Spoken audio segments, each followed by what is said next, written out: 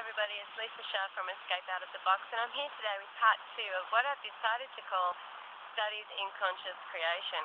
Now, yesterday's episode was called Becoming Conscious, and today's is Becoming Aroused. Okay, so the relevance of the titles will probably make more sense as you read the blog, but if you recall, yesterday I was talking about a story from the book The Alchemist, and it was about the boy being sent out by his father to find the wisest man in the world and discover the secret of happiness.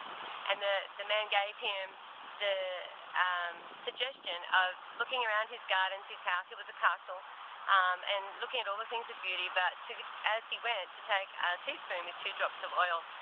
So the boy did that and came back and was so busy watching the oil, obviously, that he didn't see anything. He was too busy being careful. And so the man sent him out again and said, this time make sure you enjoy everything. So 2 hours later, the boy came back with all the details of all the beauty, all the terrain, all the art, all the culture, all the music, everything that he saw in the man's castle. But he had dropped and completely forgotten about the 2 drops of oil. And so the man said to him, you know, the secret of happiness, all I can tell you is to be able to enjoy all the marvels of the world, but not to forget the 2 drops of oil. And the question I left you with was, what do you think are the 2 drops of oil? So my word to you today, this is my first lot of thoughts about the 2 drops of oil, is that they represent our responsibility, an obligation, if you like, a duty that's been discharged to the boy. They represent something over which he has stewardship or management, right? And obviously the other things are the experiences that we can avail ourselves to the world. And so my first interpretation of this, if you like, is to find that balance between what you think are your responsibilities and what you think are your pleasures or your experiences in the world from a sensory pleasure level. So not to be one extreme or the other. Yes, give time and energy to work, but not so much so that you miss out on everything that's beautiful and that you see nothing around you.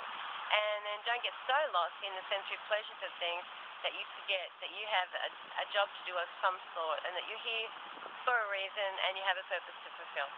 So I'll leave you with that today, and I'll be back tomorrow with part 3 of Studies in Conscious Creation, and I'll see what that's called when we get there. See ya. Hi everyone, this is Lisa Shah from Escape Out of the Box, and I've come today with a new series. I haven't actually got a name for it yet, but I want to look at a story that comes from the book The Alchemist. And in it, there's a character named Melchizedek, who is the king of Salem, and he's a high priest. And he meets with the boy Santiago, and he tells him the story about a man who sends his son off to find out the secret of happiness. And when the son finds the wise man who's supposed to have this information, he asks him the question. And the wise man says, I have no time to answer that question right now, and gives him the task of just going and looking around his belongings, his house, his gardens, all those types of things.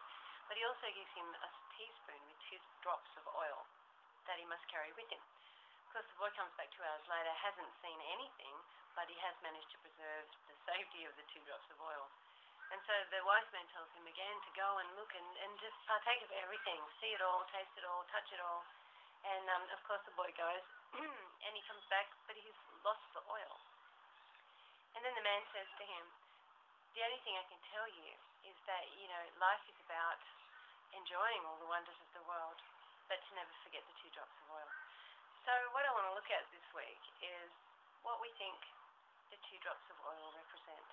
There are a number of different things. Now in the blog I'm going to include the text of the story so you can have it, you know, word for word and look at it properly.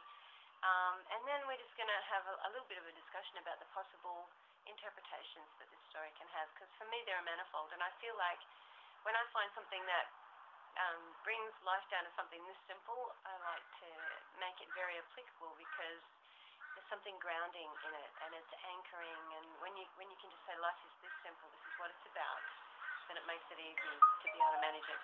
So that's for today, and I'll come back tomorrow with my thoughts, my first lot of thoughts on what the 2 drops of oil are. Thanks, see you then.